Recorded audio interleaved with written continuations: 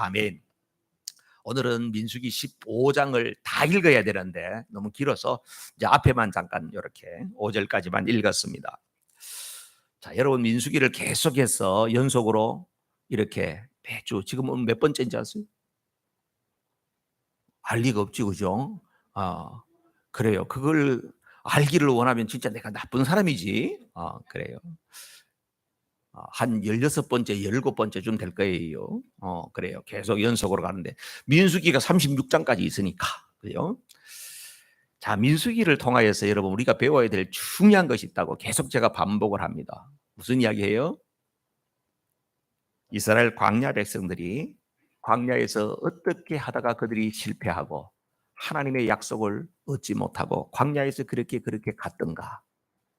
그런 와중에도 여호수아와 갈렙이라고 하는 그 두 사람은 어찌하여 끝까지 하나님의 약속을 얻게 되는 그 영광과 복을 얻게 되었는가. 이것이 우리에게 뭐가 된다? 본보기가 되고 말세, 예수님의 재림을 기다리고 있는 말세 지마를 살아가는 우리에게 강력한 경고를 주기 위한 말씀입니다. 여러분 이 내용이 떠나지 않아야 되는 거예요. 오늘도 여러분 민수기 말씀을 15장을 보면서 하나님이 내게 주는 경고는 뭐냐? 하나님이 내게 주시는 본보기는 뭐냐? 그걸 계속해서 찾으려고 여러분들이 사모하고 그러면은 하나님께서 놀라운 은혜를 주실 줄로 믿습니다. 광야 백성들에게 있어서 끔찍한 사건이 말이에요. 많이 있었겠지만은 지난 13장 14장이었어요. 그죠? 가데스 바니아에서 12정탐꾼 올라갔다가 내려오고 난 다음에 그 보고로 인해서 이스라엘 백성들이 완전히 그냥 다 뒤집어진 거예요. 속된 말로 다 그냥 확 뒤집어진 거야. 좋은 쪽으로 나쁜 쪽으로. 나쁜 쪽으로 확 뒤집어진 거예요. 그랬더니요. 야, 하나님이 그렇게 화나셨어. 하나님이 광야에서 이스라엘 백성들이 모세가 그 뭡니까? 10계명 받아가 내려올 때 밑에서 금송아지 사건 할 때도 하나님이 엄청나게 그냥 분노가 막 크게 달하신 모습이었거든. 이때도 하나님의 분노가 너무나도 하나님이 화가 나셨어요. 그래서 모세에게 뭐라 그러냐면은 모세야, 내가 더 이상 못 참겠다. 이 백성들을 내가 다 전염병으로 쓸어버려야겠다. 그리고 내가 너를 통하여서 새로운 민족을 이룰 수 있어. 내가 다 쓸어버릴 거야. 와우. 모세가 막 화가 나가지고 그래야 되는데 하나님이 화가 났어. 그러니까 모세가 그냥 엎드려가지고 하나님 왜 이러십니까? 하나님 왜 이러십니까? 하나님 이러시면 안 됩니다. 하나님 이 백성을 다 쓸어버리시면 저 애굽 사람들이 얼마나 하나님을 우습게 여기겠습니까? 자기 백성 강야로 불러내가지고 다 자기 백성 자기가 손으로 죽였대. 하나님 그럴 수는 없습니다. 용서해 주세요. 정말 모세의 위대함은 이루 말할 수 없어요. 그래서 하나님께서 모세의 그 엎드리는 기도를 들으시고 그래 알았다. 알았어. 근데 내가 지금 당장 썰어보지는 않지만은 내가 이 백성을 둘 수는 없어. 그래서 애굽에서 떠나올 때에 20세 이상 됐던 장정들은 이 광야에서 다 죽을 거야. 그리고 가나안 땅에는 못 들어간다. 알았지? 알았어요 하나님. 제발 한꺼번에 지금 몰살은 시키지 말아 주십시오. 너 가서 분명히 이야기해. 그래서 모세가 가서 백성들에게 여러분이 어찌하여 하나님의 진노를 이렇게 샀습니까? 그래서 하나님 너무나도 진노하셨어요. 그래서 여러분들 가운데에서 이제 출애굽 1세들은 가나안 땅에 못 들어갑니다. 이 사람들이 그냥 패닉에 빠진 거예요. 지금까지 가나안 땅 가겠다고 나와가지고 왔는데 이제 가나안 땅을 못 간다니까 얼마나 패닉이에요. 그러면서 여러분 저 14장 뒷부분에요 보면 이런 이야기 했어요. 우리가 잘못했어요. 그러면서 막 그냥 올라갈 거예요. 그러면서 자기들끼리 막 가나안을 막 올라가는 거예요. 세상에 여러분 사람이요 이렇게 패닉이 빠지잖아. 그러면은 황당한 짓을 한다니까요. 올라가는데 뭐라 그래요? 우리는 가나안으로 갈 거예요. 막 올라가는 거예요. 그런데 입으로 뭐라냐? 우리가 잘못했어요. 그러고 올라가는 거예요. 세상에. 근데 모세는 뒤에서 뭐라 그래요? 안 돼요. 가면 안 돼요. 안 돼요.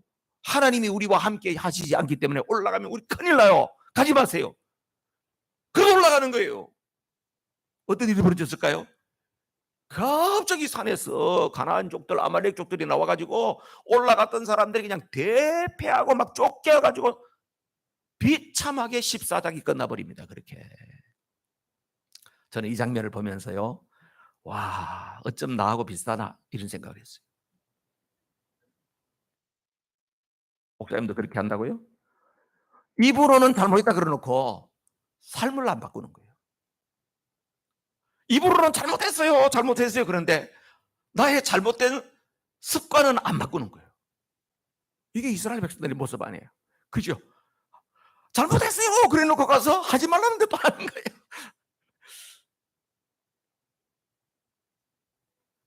14장은 참으로 어둡게 끝납니다. 근데 오늘요 15장의 말씀을 가보면 15장은 대반전이 일어나거든요. 뭐와 같을까? 14장을 읽고 15장을 읽으니까요 연결하면서 이런 느낌이 들어요. 갑자기 막 폭풍우가 몰아치고 막 토네이도가 온다고 막 원인이 뜨고 막 이러면서 온 사방이 시커멓게 어두워지면서 막 바람이 막 몰아쳐요. 와, 오늘 막 큰 난리가 나는 것 같다.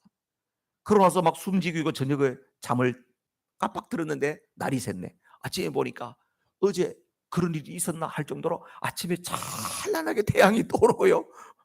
길거리에는 보면 나뭇가지 때 널브러져 있지만은 너무나도 광명한 14장과 15장의 분위기가 그런 분위기, 대반전이 쫙 일어나는 그런 분위기예요. 14장에서는 하나님께서 단호하셨잖아요. 너희들은 가나안 땅에 못 들어간다. 딱 이렇게 이야기했잖아요. 얼마나 절망이겠어요. 그런데 15장에 딱 보니까요 하나님께서 뭐라고 그러냐. 오늘 2절 한번 보세요. 여러분 이렇게 돼 있잖아. 이스라엘 자손에게 고하여 그들에게 이르라. 너희가 내가 주어 거하게 할 땅에 들어가서, 아니 못 들어간다 그랬는데 15장에 보니까 내가 주어서 들어가게 할 그 땅에 들어가서 해야 할 일들은 바로 이러한 일들이다 그러면서 15장에는 이스라엘 백성들이 가나안 땅에 들어가서 할 일을 이야기하시는 거예요. 하나님 왜 이러지? 14장에 그렇게 이야기해놓고 금방 잊어버렸나? 그것이 아니고요, 하나님의 계시의 연속성. 1세대는 죽지만은 하나님께서는 그 다음 세대를 통해서 하나님의 약속은 계속해서 간다는 거예요. 하나님 결코 포기하지 않는다는 거예요. 하나님은 너희들 실수 허물 때문에 내가 너희들에게 약속했던 약속을 결코 포기하지 않는다는 거예요. 여러분 명심하세요. 내가 좀 잘못했다고 해서요 하나님께서 우리 자녀들에게 자손들에게 약속하신 약속을 포기하지 않아요. 이게 하나님의 대반전이에요. 하나님께서는요 절망에 빠져 있는 이스라엘 백성들에게 뭘 희망의 끈을 놓지 않게 하는 거예요. 희망의 불씨를 계속해서 지피기를 원하시는 거예요. 우리가 부족하고 잘못했지만은 그래도 하나님이 우리를 사랑하십니다. 하나님이 우리 자녀들을 통하여서 놀라운 일들을 이루실 것입니다. 하나님은 우리 후손들을 통하여서 우리에게 미리 언약하셨던 그 약속을 반드시 이루시는 분이십니다. 이 희망의 끈을 놓지 말라는 거죠. 여러분 우리도 때때로는 하나님을 섬기다가 낙심할 때가 있어요. 뭐 하나님이 크게 무슨 뭐 여러분들에게 뭐라 그래서 낙심하는 것이 아니고 내 스스로 침륜에 빠져가지고 낙심할 때가 있어. 내가 이것밖에 안 되나 이런 생각이 들 때도 있어. 나는 이렇게 해가지고 뭐 하나님이 나한테 뭘 해주겠어 이럴 때가 있어요.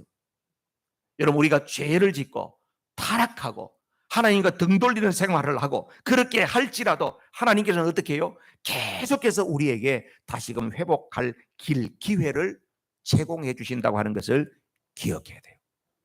지금이라도 늦지 않았어요. 할렐루야. 지금이라도 늦지 않았어요. 옆에 있는 걸 보세요. 어휴, 지금이라도 늦지 않았어. 이렇게 이야기하세요. 빨리 해봐요.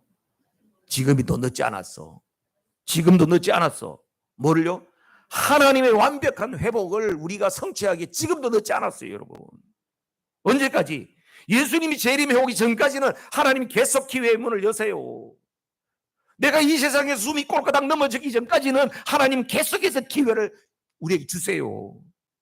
그런데 그걸 갖다가요 또 악용하면 안 돼. 아유 그래요 목사님 오늘 좋은 말씀 해주셨습니다. 나는 그냥 적당히 이렇게 살다가 꼴까닥 넘어가기 전에 내가 그때 이야기를 할 거예요. 그런데 쥐가 언제 꼴까닥 넘어갈지를 모른다니까. 그러니까 지금 복음의 말씀을 들을 때 이때가 마지막 기회다 생각을 해야 돼요. 하나님은 우리에게 계속 기회를 주시는 줄로 믿습니다. 사람이 희망이 없다 그러면요 희망이 없이는 단 한순간도 살 수가 없어요. 희망 없는 사람은요 무슨 짓을 할지 몰라. 여러분 사람들하고 친구도 사귀어가지고 이야기하다가 너 희망이 뭐야? 너 꿈이 뭐야? 그런데 난 희망 없어. 난 아무것도 없어. 그런 사람 조심하세요. 무슨 짓을 할지 모른다니까. 희망 없는 사람 무서운 사람이에요. 여러분 교도소에도 가면요 빨간 명찰 달고 다니는 사람이 있어요. 빨간 명찰로 왜 다는지 아세요? 해병대 출신이라고 다니는 게 아니고요. 사형수에 사형수. 빨간 명찰 달아. 아무도 그 사람은 안 건드려. 왜냐하면 저 사람은 희망이 없는 사람이니까 무슨 짓을 할지 모르는 거예요. 아무도 안 건드려요. 여러분 미국에서 이런 이야기도 들었죠? 잃을 거 없는 사람하고는 상종하지 마라. 미국에는 수의 나라 아닙니까? 수를 하잖아. 많이 수를 하잖아요. 그럼 변호사들도 그러잖아요. 잃을 거 없는 사람하고는 수도 하지 말라고. 그 사람 잃을 거 없는 사람은 막가파가 된다는 이야기예요. 희망이 없다는 것이 얼마나 무서운지 아세요? 에이즈라고 아시죠 여러분? 병명 에이즈.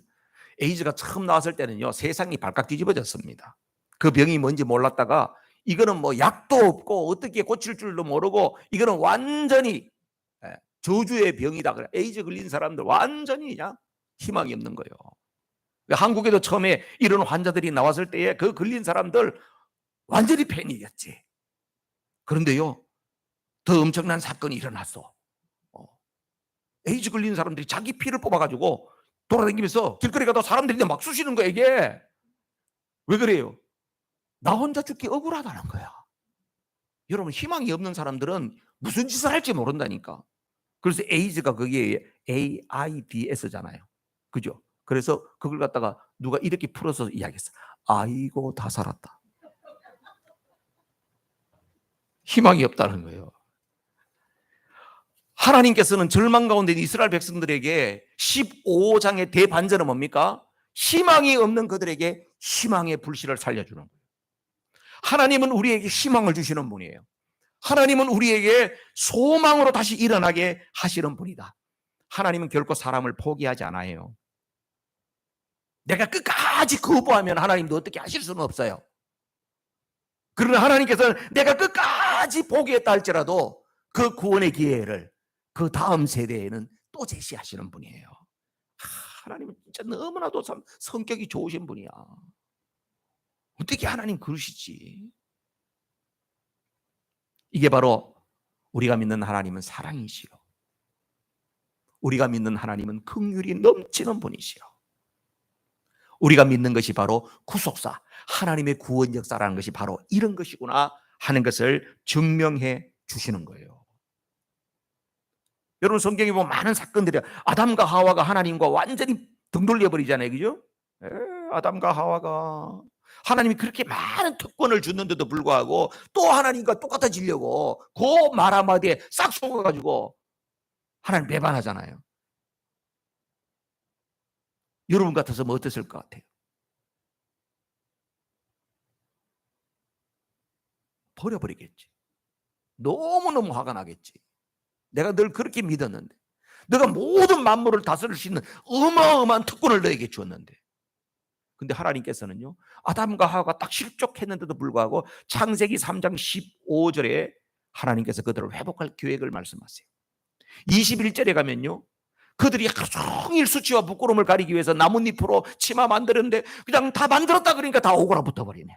다 만들었다 그러는데 그게 다 보이네. 너무나도 딱하잖아. 하나님께서 가죽옷을 지어 입혔더라. 뭔 말이에요? 어떤 것을 희생시켜서 너를 살렸다는 거예요. 하나님이 인간이 죄짓고 타락하고 하나님을 멀리 떠나려고 하는 그 순간에도 하나님은 그를 살릴 계획을 갖는 거예요. 노아 홍수 시대도 마찬가지잖아요. 인간들이 얼마나 악했으면 하나님께서 사람 지으신 것을 후회하셨어요. 한탄하셨어요. 그러면서 인간을 다 심판하는 그 과정 가운데도 노아의 가족을 살리시면서 하나님 다시 회복의 계획을 준비하세요. 바벨탑 사건도 마찬가지예요. 사람들이요 너무나도 생각하는 것이 악한 거예요. 하나님이 말씀하시는 거 반대로 하는 거예요. 그러니까 하나님께서 어떻게 해요? 은어를 혼잡게 해가지고 다 흩어버려. 그러면서 하나님께서는 끝났다. 아유 저놈들 다 흩어놓으니까 속이 시원하다. 그게 아니에요. 아브라함을 통하여서 한 민족을 세우고 이 한 민족을 통하여서 흩어져 있던 열방을 다 하나님께로 모을 계획을 세우세요. 이게 구속사라는 거예요. 이게 하나님의 구원 역사라는 거예요. 성경이 우리에게 말씀하시는 것이 바로 그것이에요. 그런데 이런 역사들도 여러 가지로 복잡하잖아요. 그러니까 하나님이 더 심플하게 어떻게 해요? 자기의 독생자 예수 그리스도를 보내셔서 십자가에서 죽게 하시고 그를 살리시고 그를 믿는 모든 사람들은 하나님의 자녀가 되는 권세를 주셨으니 그 인종과 혈통과 어떤 민족이든지 관계없이 예수 그리스도를 믿는 모든 사람들에게는 하나님의 패밀리가 되는 그런 자격을 주셨으니 이게 구속사라니까요. 하나님은 바로 이러신 분이에요. 희망이 없는 인생들에게 희망을 주시는 분이에요. 절망하는 자에게 소망을 주시는 분이십니다. 악한 자에게 돌이켜서 새 사람 되게 하시는 분이세요. 무가치한 곳에 인생을 허비하고 사는 사람에게 참된 가치가 뭔지를 알게 하셔서 가치 있는 인생을 살게 하시는 분이에요. 하나님이. 뭘 통해서? 하나님의 말씀을 통해서. 그래서 하나님 말씀을 통해서 계속 그 은혜가 우리에게 흘러오는 겁니다. 그 15장에 들어가 보니까 가나안 땅에 들어가서 이렇게 살아라. 그런데 거기에 살아라고 하는 것에 대해서 내용이 길어요. 1절부터 해서 저 31절까지 나오는 내용을 보면 한마디로 말하면 뭐냐면 가나안 땅에 들어가면 철저하게 뭘 드려? 제사들이 돼요. 제사에 대한 이야기가 레위기에 나왔는데 민수기 지금 15장에서 앞에 막 죄짓고 반역하고 모세에 막 패밀리 가까이 있던 미리암 아론도 반역하고 막 이러는 와중에 하나님께서 다시 희망의 메시지를 주는데 바로 뭐다? 제사, 예배 속에 길이 있다는 거예요. 여러분 예배가 뭡니까? 제사가 뭐예요?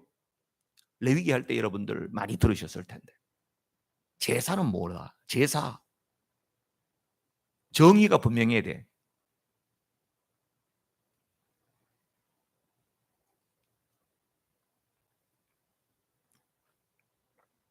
제사란 죄인인 인간이 거룩하신 하나님께 나아갈 수 있는 유일한 길이에요. 그게 제사예요. 우리말로 하면 지금 예배지, 예배. 예배란 죄인인 인간이, 죄인인 이 박은우가 거룩하신 그 하나님 앞에 나아갈 수 있는 유일한 방법, 유일한 길, 그것이 예배라니까요. 그 예배가 너무 중요한 거예요. 여러분 예배를 잘 드려야 된다고 하는 것이 바로 그런 의미인 거예요. 하나님께서 지금 이스라엘 백성들에게, 희망 없는 이스라엘 백성들에게 가나안에 들어가서 너희들이 해야 될 것이 뭐냐? 그것이 바로 번제다, 화목제다, 소제다, 속죄제다, 속건제다, 5가지 제사를 1절부터 31절까지 쭉 이렇게 이야기를 해내시는데 그 속에는 바로 뭐다? 어떻게 하든지 간에 너희들이 하나님 앞에 나와야 산다는 거예요. 하나님 앞에 나오면 살 길이 열릴 줄로 믿습니다. 힘들다고 어렵다고 예배를 땡땡이 치고 난 예배도 안 가. 이거는요 좀 속된 말로 죽으려고 환장했나 이렇게 되는 거예요.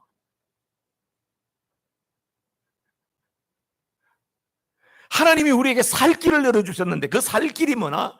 예배요. 예배요. 예배는 바로 하나님과 우리를 완전히 연결시켜주는 강력한 끈이 되기 때문에 그렇습니다.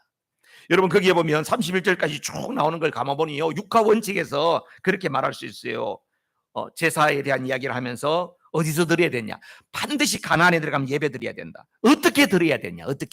어떻게가 중요해요. 예배를 어떻게 드리냐? 이방인들도 예배 제사를 드렸어요. 근데 이방인들은요 자기들이 막 그냥 하여튼간에 막 자기 나름대로 드렸는데 희한하게 드렸어요. 자기들의 즐거움을 위해서 먹고 마시고 온갖 촛대를 버리면서 그냥 환각 상태에 이게 이방인들의 예배였어요.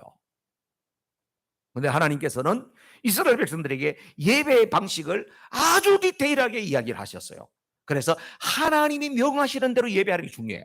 왜냐하면 그렇게 해야 하나님이 받으시는 예배가 되기 때문에. 그래서 우리가 예배를 드릴 때도요 항상 마음에 염두에 둬야 될 것이 뭘까요? 오늘 이 예배가 하나님 받으실 예배일까? 제가 옛날에 한번 충격 고백을 했죠. 제가 오늘 예배를 이렇게 인도하고 있었단 말이에요. 어느 날 예배를 열심히 인도하고 있는데 저한테 마음에 강력하게 오는 게 도전이 있었어요. 오늘 이 예배는 하나님이 안 받으신다. 오늘 이 예배는 하나님이 안 받으신다는 생각이 저에게 팍 오는 거예요. 충격이에요. 여러분, 우리가 주일날 모였다고 해서 다 하나님이 받으시는 예배다, 아니에요. 그렇지 않아. 하나님 앞에 우리가 하나님이 기뻐 받으실 예배를 위해서 마음을, 정성을 다하여서 하나님 앞에 나아감이 중요한 거예요. 그럼 누가 드리냐? 누가 드리냐? 그 15절에 보면요, 이런 말씀이 나와요. 그 뒤에 가면 15절, 예, 다 같이 시작. 회중 곧 너희나 우고하는 타국인이나 한 율례니 너희의 대대로 영원한 율례라. 너희의 어떠한 대로 타국인도 여호와 앞에 그러하리라. 아멘. 가나안 땅에 들어간 사람은 유대인이나 이방인이나 지금 그 무리에 섞여 있는 사람이나 누구든지 가나안에 들어간 모든 사람들은 어떻게 된다? 예배드려야 된다. 똑같다는 거예요.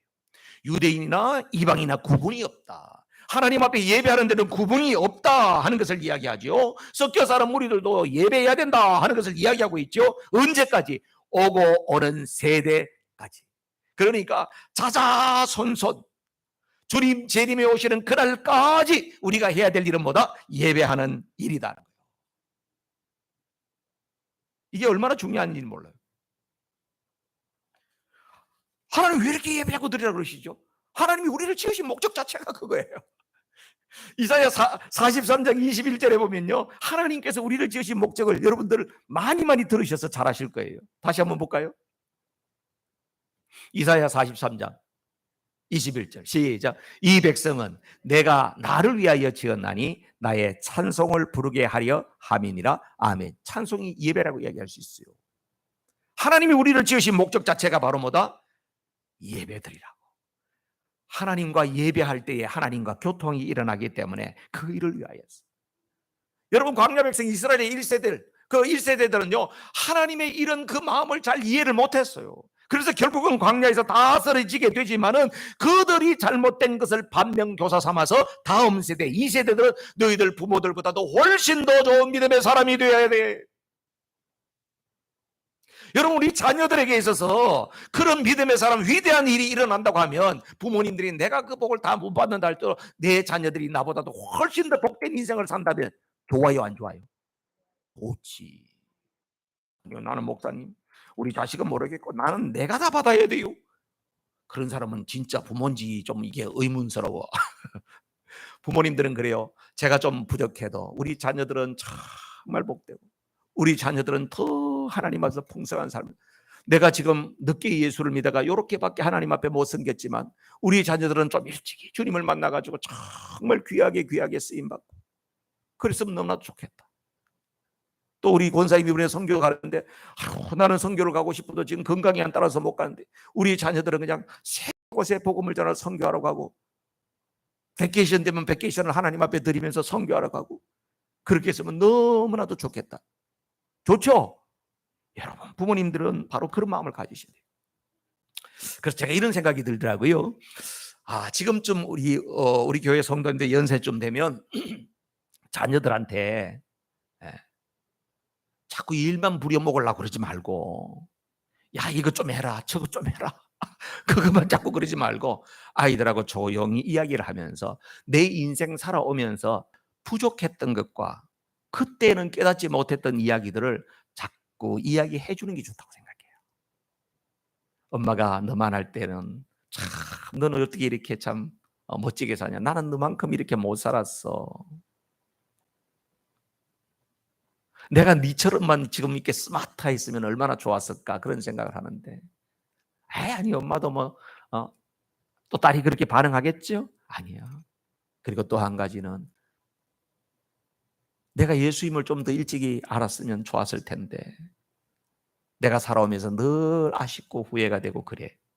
내가 예수님을 좀 더 일찍 알았으면 내가 너희들에게 좀 더 좋은 엄마 아빠가 됐을 텐데.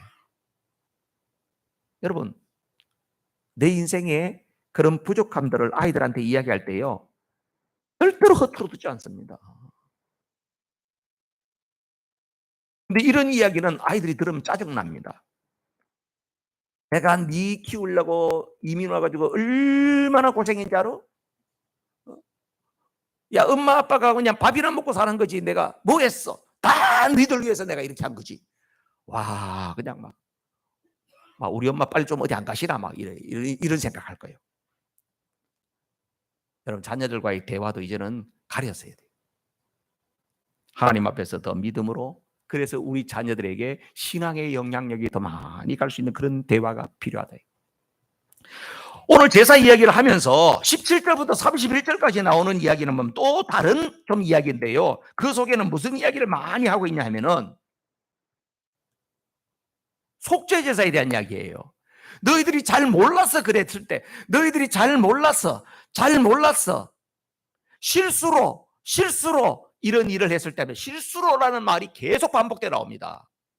여러분 우리가 실수로 잘못할 수 있어요. 몰라서 잘못할 수 있어요. 근데 하나님께서 실수로 잘 몰라서 했던 것은 얼마든지 회복의 길을 제시해 주신다니까요. 하나님은 어느 정도냐 하면요, 제가 이번 주에 새벽기도 하면서 되게 은혜 받았던 것이 바로 뭐냐면 민수기 19장에 붉은 암송아지 그 죄 부분에 대해서 엄청 은혜가 됐어요. 왜냐하면 하나님께서 우리의 죄를 용서하시는 방법을 레위기에서 바로 뭐라고 이야기했어요? 속죄제 제사를 드리면서 용서받는 방법을 이야기해 주셨거든. 그런데 우리의 죄 용서받는 방법은요, 신분에 따라서 다 달랐어요. 레위기에는 보면요, 제사장들이 용서받는 방법, 그 다음에 온 회중이 공동체가 잘못했을 때 용서받는 방법, 그 다음에 지도자가 잘못했을 때 용서받는 방법, 일반 서민들이 잘못했을 때 용서받는 방법, 아주 가난한 극빈자가 죄를 용서받는 방법 다 달랐어요. 그때마다 제물이 다 달랐어요. 이게 속죄제거든. 근데 이 사람의 한계가 말이에요. 예? 오늘 내가 죄 지은 걸 깨달아가지고, 이거 큰 죄를 지었구나. 하나님 앞에 내가 속죄 제물을 드려야 되겠다. 그렇게 해가지고 목사님이 잘못 죄를 지으면요, 최소한 송아지 한 마리를 갖다 바쳐야 돼. 그 송아지를 갖다 바치면서 하나님 내가 죄를 지은 다시는 이런 죄를 짓지 않겠습니다. 그러고 나서 송아지를 갖다 바쳤네. 돌아 나오다가 또 죄를 지어버리네. 이게 세상에, 이게 우리의 연약함이거든. 그럼 어떻게 해요? 또 송아지 어떻게 살아요? 그래가지고 그래서 하나님께서 어떻게 해요? 속죄의 방법을 싹 낮춰주셨어. 그게 바로 뭐냐면 붉은 암송아지 죄예요. 붉은 암송아지를 갖다가 그걸 갖다가 다 태워가지고 죄를 만들어가지고 그걸 받아놔. 그리고 난 다음에 내가 와가지고 제가 죄를 지었습니다. 무슨 죄를, 이러이러한 죄를 지었습니다. 아 그래요? 그러면 어떻게 해요? 붉은 암송아지 죄를 조금 하고 그래와서 맑은 물을 갖다가 거기에 가지고 타가지고 이걸 갖다 이렇게 뿌려주면 죄가 용서를 받는 거야. 이야, 하나님께서 이스라엘 백성들이 속죄받는 그 수위를 확 나타주신 거예요. 하나님 이렇게 우리를 배려해 주시는 거예요. 그런데요, 하나님께서는 우리에게 더 낮춰주신 거예요. 그게 바로 뭐죠? 예수님을 이 땅에 보내셔서 예수님이 대신 죽으시고 예수님이 대신 부활하시고 그리고 난 다음에 그분을 믿는 자에게 모든 죄를 용서해 주시는데 단번에 완벽하게 영원한 속죄를 이루셨다고 이야기하잖아요. 얼마나 감사해. 공통점이 있어요. 이 모든 것에 속죄제의 공통점은 속죄제와 붉은 암송아지와 예수님의 속죄 공통점이 있어요. 뭐가 공통점일까요?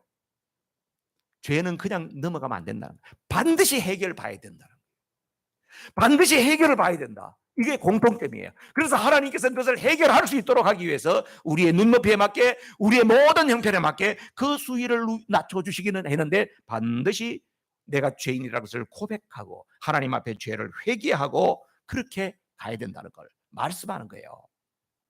그 이스라엘 백성들이요, 가나안 땅에 들어가거든 속죄제 이야기하면서 너희들이 뭐 깜빡 잊어버리고 잘 몰라서 그렇게 할 수 있지만은 반드시 해야 될 게 있다. 그게 바로 뭐냐? 하나님 앞에 드려야 할 헌물을 드리라는 거예요. 여러분 애굽에서는 어떻게 살았어요? 이스라엘 백성들이 애굽에서는 노예 생활했잖아요. 그럼 노예 생활하면 어떻게 생계를 해결했죠? 죽으라고 고생하고 나서 애굽에서 배급을 주면 그거 먹고 살았던 거예요. 공급자가 누구였어요? 바로가 공급자였어요. 광야로 나왔습니다. 광야로 나왔을 때에는 이스라엘 백성들이 뭐 먹고 살았어요? 하나님께서 하늘의 만나와 메추라 반석의 물로 그들을 먹이시고 살게 하셨어요. 공급자가 누구라는 것을 말씀해 주세요. 하나님이 공급자라고 하는 것을 말씀해요. 근데 가나안 땅에 들어가면은 너희들이 어떻게 살아야 되는가? 이젠 가나안 땅에 들어가면요, 정착하면서 그들은 농경 사회를 일구면서 살아야 돼요. 그러면 그 농경 사회 속에서 뭐가 나와요? 결실이 나오잖아요. 소출이 나와요. 그러면 이것을 하나님 앞에 바쳐야 될 것을 이야기한단 말이에요. 그 이야기를. 그런데 이것을 하나님께서 하시는 대로 지켜지지 않을 때에 이것이 얼마나 큰 죄가 되는가 하는 것에 대해서 30절에 말씀하고 있거든요. 30절 한번 볼까요? 시작. 본토 소생이든지 타국인이든지 무릇 짐짓 무엇을 행하면 여호와를 해방하는 자니 그 백성 중에서 끊쳐질 거다. 뒤에 나오는 이야기인데요. 뭐냐? 하나님께서 하시는 말씀대로 하지 않고 다르게 하면은 이게 어마어마하게 잘못된 일이라고 하는 것을 이야기해 주고 있는 것입니다. 왜 그걸 해야 될까? 왜 하나님 정해주신 대로 해야 될까요? 여러분, 이스라엘 백성들이 살아가는 데 있어서 하나님께서 그들이 사는 방식을 정해줬잖아요. 그죠? 12지파에게는 땅을 다 나눠주고, 그리고 레위 사람들에게는 하나님이 땅을 안 주는 거예요. 우리는 왜 안 줍니까? 그러니까 하나님 뭐라고요? 내가 너희들의 기업이다. 와우. 여러분 어떨 것 같아? 다 뭘 주는데 나한테는 안 줘. 왜 안 주세요? 내가 너를 특별히 사랑한다. 그럼 뭐라 그러지? 그때 보고 미국에 있는 사람들은 오 마이 갓이라 그래. 아니 뭐 눈에 보이는 걸 주셔야죠. 얻기를 원해요. 근데 하나님이 기업이래. 그러면서 하나님이 기가 막히게 이스라엘 공동체를 이끌어가는 방법을 만들어주신 것이 바로 뭐였어요? 12지파가 11조를 갖다 바치게 되면 그것으로 레위 지파가 받아서 거기에 또 10분의 1을 떼가지고 제사장에게 드리고 이렇게 되게 되면은 이스라엘의 모든 공동체가 이것이 돌아가는데 이것이 하나님 나라, 하나님의 왕국의 질서였다. 그래서 하나님 나라를 세워 가시는 거예요. 그런데 거기에서 보면 누구도 이 질서를 지키지 않게 될 때는 하나님 나라가 깨지게 되는 거예요. 12지파 가운데 아이고 뭐 우리는 야, 내 먹을 것도 없는데 무슨 11조를 바치냐? 안 바쳤어. 그럼 어떻게? 레위인들이 먹을 게 없네. 그럼 레위인들로 들어가야 돼요. 자기가 어디 이삭을 줬든지 뭘 해다가 막 입에 풀칠하러 가야 될 거 아니에요. 그러다 보니까 어떻게 해요? 성막에서 제사를 드려야 되는데 도와줄 사람이 없어지네. 어디 갔니? 예, 밥벌이 하러 갔어요. 제사장은 어떻게? 제사 드리러 사람이 안 오네. 하나님 나라의 모든 질서가 다 깨지게 되는 거예요. 그래서 하나님께서는 여기에서 하나님 앞에 드려야 할 헌물에 대한 것을 강력하게 이야기하는 거예요. 여러분 보시면 이스라엘 역사 가운데에서 이 질서가 잘 돌아갈 때는 이스라엘의 부흥기였어요. 그런데 이 질서가 망가졌을 때는 이스라엘의 암흑기였어요. 하나님 나라가 어떻게 세워지는가 하는 그 질서를 말하고 있는 거지요. 그리고 저 뒤에 마지막에 가보면은 안식일에 일하던 사람 한 사람 거기에 음벌하는 이야기가 나오죠. 하나님의 은혜로 살아야 할 우리가 하나님의 은혜를 거절하고 살 때에 어떤 일이 벌어지는가 하는 것을 이야기하고 마지막에 보니까 37절에서 41절 보니까 이스라엘 백성들은 다 뭐를 옷에다가 술을 달아가지고 있는데 그 술이 청색 술을 달아라 그렇게 돼 있네요. 여러분 가끔 유대인들 보면은 정통 유대인들 가운데 머리에 새까만 빵떡 모자 이렇게 키파라고 하는 걸 쓰고 그다음에 그 사람들은 그 주로 이제 밑에는 검정색 바지 위에는 흰색 와이사스 같은 걸 입고 다니잖아요. 그죠? 유대인들 정통 유대인들 복장이 그거예요. 그런데 흰색 옷을 입은데 보면은 항상 여기에 보면 이렇게 끈 같은 게 이렇게 달려 있죠. 예. 여기 지금 나오는 거예요. 원래는 청색술이에요. 청색은 바로 뭘 말하냐면 하늘을 상징하는 색깔이에요. 그러니까 이스라엘 백성들은 가나안 땅에 들어가거든 너희들은 옷을 입어도 여기에 청색 술이 달려 있는 것을 입어라. 그렇게 하는 나라 민족이 있어요, 없어요? 없잖아요. 너희들은 특별한 민족이라는 거예요. 왜 청색 술이냐? 너희들은 하나님의 백성이라는 거예요. 하늘에 속한 사람들이라는 거예요. 그래서 다른 사람들에게 구별되어야 된다는 거예요. 삶의 방식이 달라야 된다는 것을 말씀하는 거예요. 여러분들에게 그렇게 뭔가 표시를 넣고 예수 믿는 사람이라고 다 표시해서 그렇게 살아라 그러면은 즐거울까요? 불편할까요? 한국에서요, 옛날에 그 교회 한국 기독교 총연맹에서 목사님들의 옷이 좀 따로 필요하겠다. 그렇게 해가지고 그 복식 연구소를 만들어 가지고 목사님들 옷을 만들었어요. 그 제가 가끔 입는 거 여기 십자가 이렇게 걸려 있는 거 보셨죠? 와이셔츠 그죠? 예. 천주교의 신부님들은 이게 클로셔츠라고 해가지고 이게 닫혀 있는 거 그건데, 우리 이제 목사님들 여기에다가 복식 연구소에서 한국 어떤 그 이제 무늬를 갖다가 이렇게 디자인을 해가지고 십자가 넣어가지고 이쁘게 만들었어요. 그래서 권장했어. 목사님들은 가능한 한 이 옷을 입어라. 세상에, 그 입고 돌아다니니까요, 얼마나 불편한지 몰라. 지하철을 타고 갈 때도 이게 지하철 자리가 났는데 앉아야 되는 건지 안 앉아야 되는 건지 모든 사람들이 다 보고 있는 것 같은 거예요. 여러분, 특별하게 해 있다고 하는 것은요, 이게 쉽지 않습니다. 저는 유대인들이 기빠 쓰고 이렇게 그런 옷을 입고 다닌다, 난 대단하다고 생각해요. 이것을 통해서 무엇을 말합니까? 자기 정체성을 분명히 말씀하는 거예요. 내가 어떤 존재인가? 나는 하나님께 속한 존재야. 나는 하나님 나라를 위해서 살아야 할 사람이야. 나는 하나님이 특별히 나를 보호하셔. 여러분, 우리가 이런 술의 옷을 입지 않는다 할지라도 우리 마음속에, 우리 심령 속에 분명한 이런 자기 정체성이 있어야 될 줄로 믿습니다. 말씀 마치겠습니다. 14장에서는 가나안에 못 들어간다고 해서 어둠이었죠. 근데 15장에 하나님께서 모세에게 가나안에 들어갔을 때 일어날 일들에 대해서 말씀하시면서 그들에게 다시금 희망의 불꽃을 살려주는 것을 보게 됩니다. 우리 부모님 세대에서는 그만큼 못했다 할지라도 우리 자녀들 세대만큼은 하나님 앞에서 더 놀라운 복을 받기를 사모하고 믿음이 더 잘 개성되어지기를 원하고, 당대에 못 이뤘다 할지라도 하나님께서는 그 언약하신 것을 자자손손 이어가면서 이루시는 언약에 신실하신 하나님이라고 하는 것을 말씀해 주고 있는 거예요. 여러분 어떠세요? 내가 다 하지 못했다 할지라도 자녀들에게 하나님 복이 이어지기를 원합니다. 우리 자녀들에게 신앙이 내가 살아있는 동안에 어떻게 하든지 더 풍성하게 대물림되기를 원합니다. 이런 거룩한 소원을 가지시기를 주님의 이름으로 축복합니다. 우리 합심해서 기도하십시다. 이 시간에 들으신 말씀을 생각하면서 사람은 실패할 수 있지만 하나님은 결코 실패하지 않는 거구나. 1세대가 부족해도 하나님은 다음 세대에 또한 희망의 불씨를 계속 지펴 가시는 거구나. 하나님의 구원 역사는 인간의 무능과 인간의 한계 때문에 결코 중단되거나 포기되지 않는 거구나. 그러니까 우리가 하나님의 구속사에 그 열차를 같이 타고 가는 것이 정말 큰 축복이구나. 이 사실을 기억하면서 오늘은 특별히 여러분 자녀들을 축복하면서 우리 합심해서 기도